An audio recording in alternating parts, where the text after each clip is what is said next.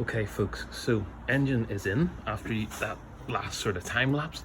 As you can see, you can rock it because it's actually only held on by the cross member engine mount there and down there. So now what we've got to do today is the remaining flexible hoses. I've got a load of new ones to go in. I've also got my the boost control, the air lines, everything that needs connected up here. So what I did before, because it's months ago now that I actually got to work on this car, when I pulled it apart, was I have to figure out where these go. Excuse me. So what I did was I took pictures every step of the way. So basically I pointed my finger at each end of the hose so I can go through my MacBook slowly, one by one, connect them all up. So that's today's job.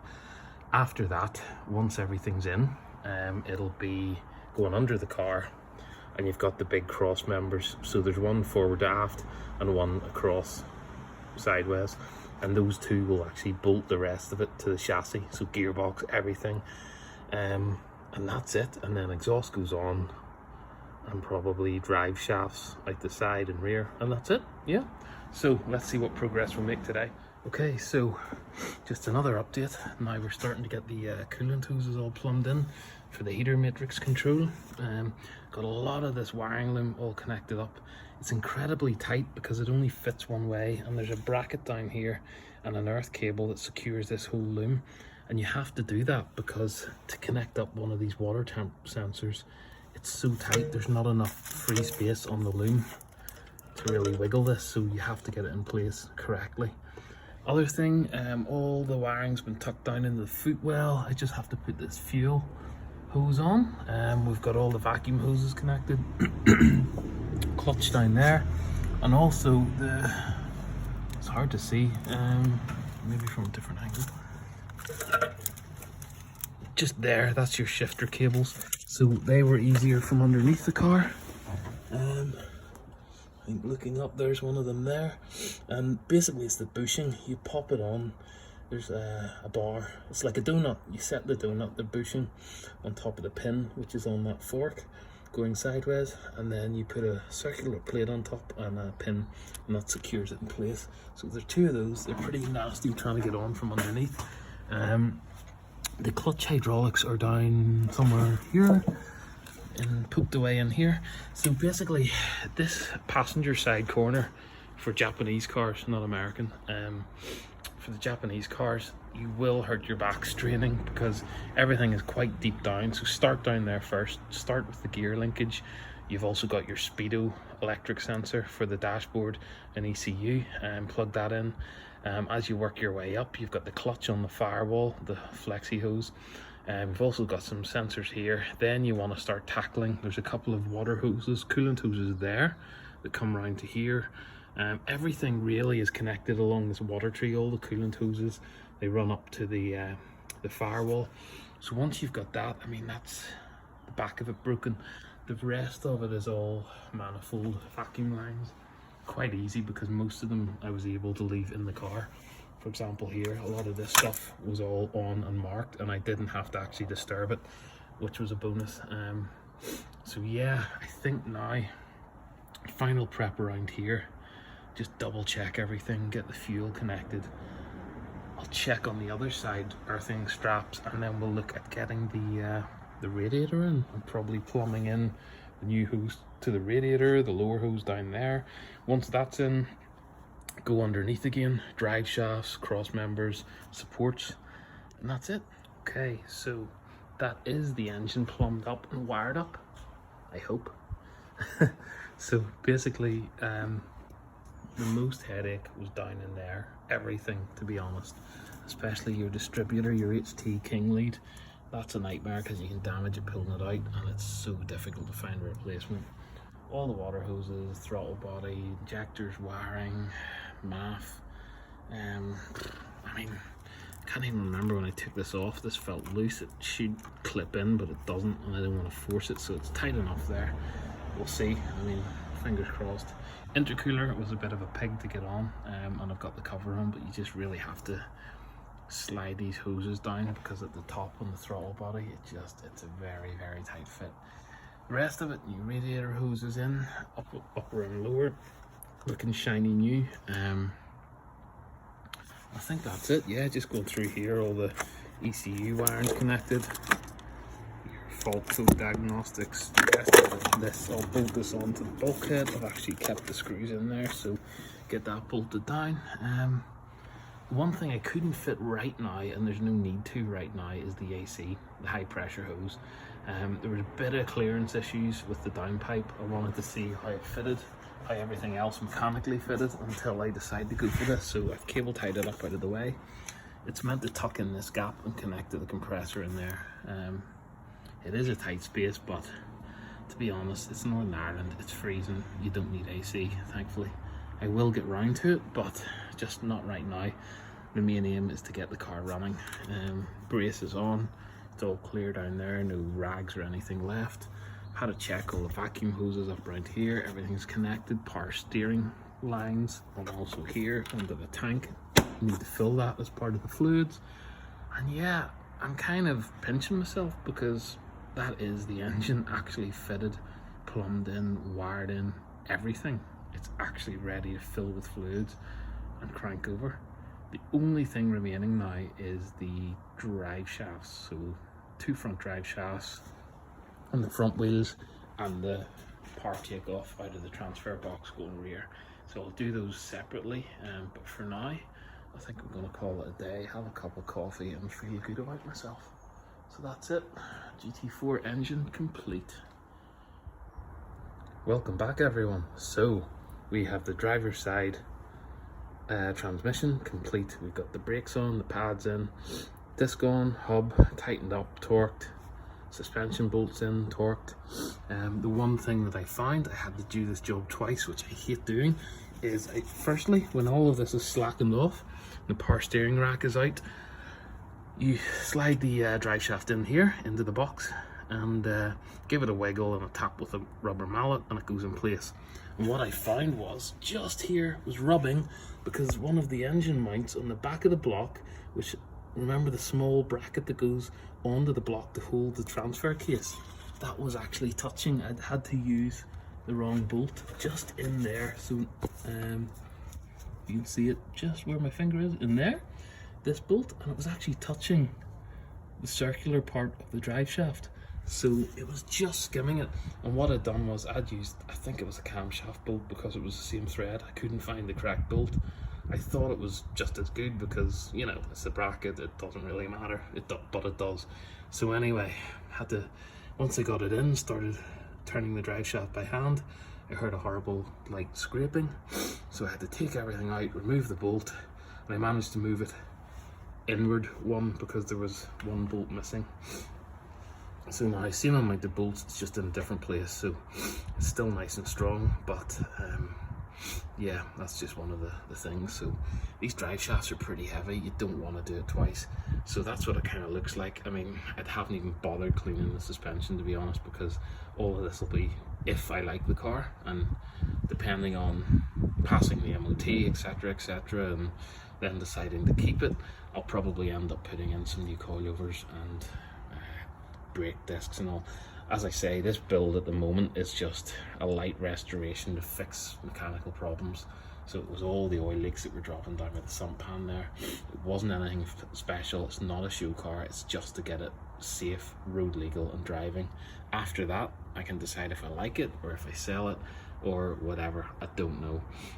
But for now, like I say, let's just get it legal, get it driving, and yeah, that's it. So we'll go and do the drive shaft on the passenger side, and then we've got the main output shaft underneath, which runs to the back, and then a couple of engine braces, and we'll fill it with fluids, and that should be it.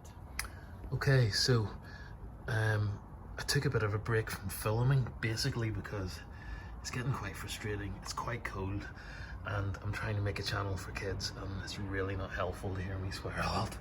So instead of filtering out the bad language, I thought I would do a description afterwards and make it a bit more polite. So we've got this big brace on, there's 6 bolts, it links on just here, and that's into the sort of framework, and it also has a bolt up in there on the rubber mount, and it also runs along onto the gearbox, so that kind of bolts everything in place in a line forward to aft. Now what we've got is another one. I'm going to clean this up quickly, and this is a crossways, and this is the final kind of chassis brace.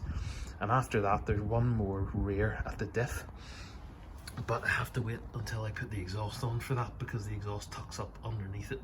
So basically 2 more braces, the exhaust, and then we'll fill it with fluids. Fingers crossed, turn the key. Okay, so we're actually under the downpipe. We're looking at the subframe here. It's hard to see, but I want to explain this, it's quite important. So this one is obvious, this nut. These 2 bolts are different sizes and they look very similar, and they also fit through the strut tower for the suspension, and these look exactly the same as these when they're on your bench and they're not labeled correctly. And it's very easy, like I did, to put these in the suspension and try and fit the suspension ones in here, and they didn't fit. And incidentally, these 2 are a different size to each other as well. So I think there's about 3 different sizes all going on under here, and there's a lot of crawling about, and it's just a pain in the ass. So make sure you label everything correctly. I had labelled the bottom bolts on the suspension, but after about 3 months sitting there, and by the time I got ready to rebuild the car, I've forgotten what they all meant, all my sort of shorthand. So yeah, just be really careful, bag everything up, and it'll save you a lot of crawling about in the end. So it really is worth mentioning, because this has taken me about 40 minutes to figure this out. So after that, looking back along the car, there's the exhaust. We need to fiddle in with the back box, and then one more hanger, and that should be it. So this is now the exciting bit. We're going to fill up the engine oil, we're going to fill up the water. I need to go and buy some antifreeze. I've also got some demineralized water to top up with, and we also need to top up power steering fluid, or fill the system, sorry. And then somewhere, I think I've made a mistake, that you have to remove the airflow sensor to fill the gearbox. So that'll have to come off again, I've just realized now. But yeah, that's an easy one. We'll do that, and then fill everything up, prime the fuel system, and then fire it up. So here's the antifreeze going in. This is about 2 litres of the oat antifreeze. I've previously put some brand new demineralized water in, probably a couple of litres, and I've just checked the lower area of the radiator to make sure that nothing's leaking before I put at least the water. If you lose that, you don't really care, you can tighten up any leaks, but I don't want to have to go to the shop again, get more antifreeze. So it's pretty good colour, and it's a bit fresher looking than the stuff we took out a couple of months back. If you remember from one of my early videos, it looked like brown water or rusty brown sludge. So it's going to be a lot healthier when we get the system back online here. So I'll do this, I'll recheck the engine oil with the dipstick, and then the last thing is power steering and gearbox fluid, which I've got in the box in the garage there. So what I'm doing here is filling the gearbox with a small hand pump. I've actually filled the oil into the pump, and you just depress the lever. It takes around 200 pumps per bottle, so it's quite labour intensive, but it's good when you're lying on your back underneath the car. The small hose runs up, as you can see, into the fill hole on top of the gearbox, and then basically it takes about 5.5 litres to fill the GT4 box. So just take my time through that, and once it's basically filled to the maximum level, it'll drain out the top. After I filled the oil into the gearbox, there was literally nothing remaining to do, and my curiosity got the better of me. It was getting dark, it was getting cold, and I decided, why not just give it one crank and see if it fired up. I just couldn't go to bed without knowing. It'd been months in the making, and you know, that's my engineering side come out. I just had to know what was happening. So yeah, basically I had a final check round, checked for any leaks, things like that. All the fluids were in. I double checked all the fluid levels just to be sure. After that, I jumped in it, cranked the key, and that was it. It spun on the starter and didn't initially fire, so I think that was just the fuel system was dry, and it needed primed and everything. And also I wanted to make sure that I had lube oil pressure before firing it on fuel. So once the oil light cleared, everything was good.